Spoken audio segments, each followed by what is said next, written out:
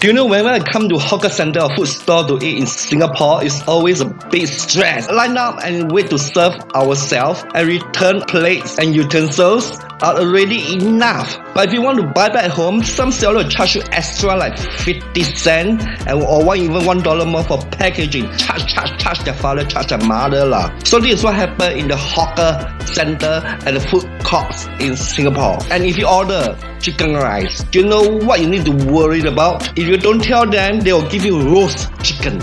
Roast chicken instead of steamed white chicken. 白斩鸡 or 白切鸡. Big jangkai. So every time when I go to chicken store, I need to tell them I want to have steamed white chicken.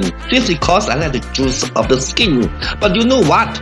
Some seller could even serve you without skins. If I really don't like the skin, I could take it out myself. No need for them to take for me. Skin their mother, skin their father lah. So what's the difference between roast chicken and white chicken? What more ridiculous is it in some store they would serve you with few pieces of dry meat and then flatten it to make it look bigger in size on the rice to serve you. They do business too and it's so stingy. Another one I tell you is char kway teow. Char kway teow also my favorite.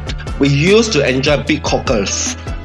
Sea ham, that fried together with the noodles that give the taste of the real char kway teow. But now cockles, they use so small like tiny ants and give you very little. Some don't even have cockles with the excuse they give us for your health reason. Char kway teow. This is called char kway teow. Cha their father, cha their mother. This is not char kway teow. It should be called fried soya sauce noodles. Don't call it as char kway teow or dao yu mi. Then come the fried carrot cake, chao dao kueh.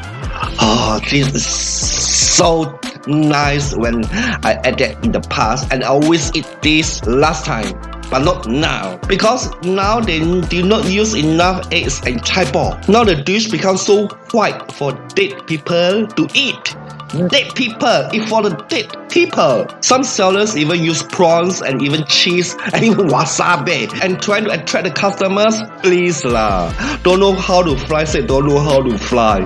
There's no need to come up with so many tricks, so many gimmicks just to make the food look stupid and charge customers extra. Basic taste of fried carrot taste has already lost because of all those gimmicks fooling customers around. Another one is a fried oyster egg. This is even worse nowadays.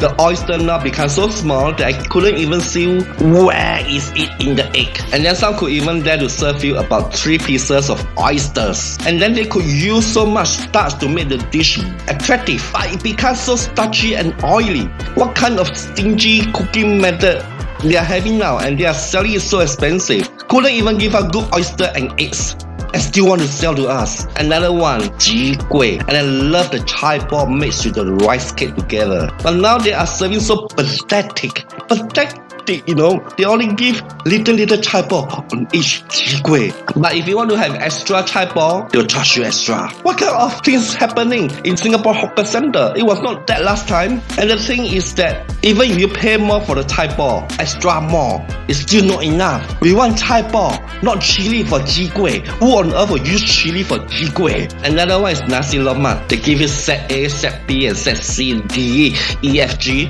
And set A is normally hot dog and fried egg.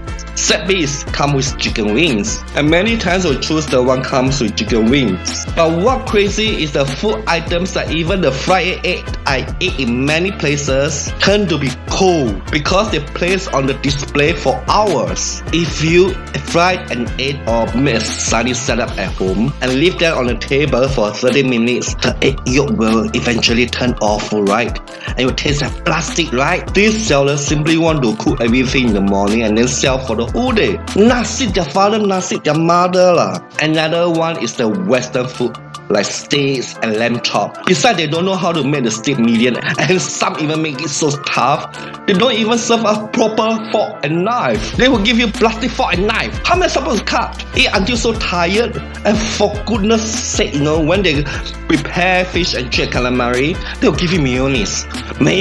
Aren't we supposed to use tartar sauce? They really think that customers are stupid and they are just very mean, stingy, unscrupulous in their business. Stick their father, stick their mother, really. Better sell instant noodles and then the wonton noodles. Can you imagine that you could use commercial ketchup tomato sauce to make the dish, and the customers still happily eating. It's so hard to find the real wonton noodles and the sauce they used to have that we had in the past. Now the wonton is even very awful. I want to vomit. As time goes by, customers already forgotten the taste and literally replaced with chili sauce and fried wonton. Wonton is supposed to be soup base, and we are not supposed to use chili sauce to make wonton noodles. Chili their father, chili their mother lah. Like this, I might as well go to Malay store and buy mee mama even better. The next is economic mixed rice. This is the most stressful dish because I really don't know how they charge me. Today is $4.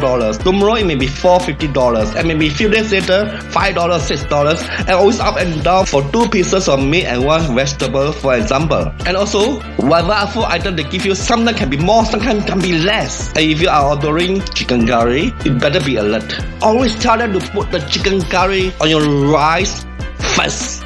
If not, the seller will not even care much and pour the chicken curry on every food item you order. Goloyo become curry goloyo. Steamed egg become curry steamed eggs. The whole dish just becomes shit, and we are like pigs eating food. And now comes the drinks. If you are going to buy drinks like lime juice, water chestnut juice, the display in that tank, better don't buy. They serve you ice more than the drink, and if you ask for less ice, they will charge you extra. Ask their father, ask their mother lah. They're serving ice more than drink. Also for their coffee and tea, it's okay for having small cups, but they put a lot of sugar just to cover up the diluted taste to save costs. No wonder so many Singaporeans are having diabetes. And the tea and coffee powder they use are just low-class powder imported from Malaysia or Indonesia. No standard at all. To be honest, I'd rather use my money to buy a cup of Starbucks coffee than 5 cups of their coffee. So I have so many items to say about the food in Singapore in this video, but it will take many hours for me to say it. But not all stores are behaving this way, and it's really hard to find good and honest ones in Singapore nowadays, and also the skillful ones. Some hawker centers and food courts are really treating customers like fools and some like pigs, just to pay, eat and go and then shit out. As for me, I find it so silly to eat out in Singapore, so most of my time I usually prepare simple meals at home, which is the best. If you have any comments, leave it down. Thank you for watching. Subscribe, like, share. Stay tuned for more to come.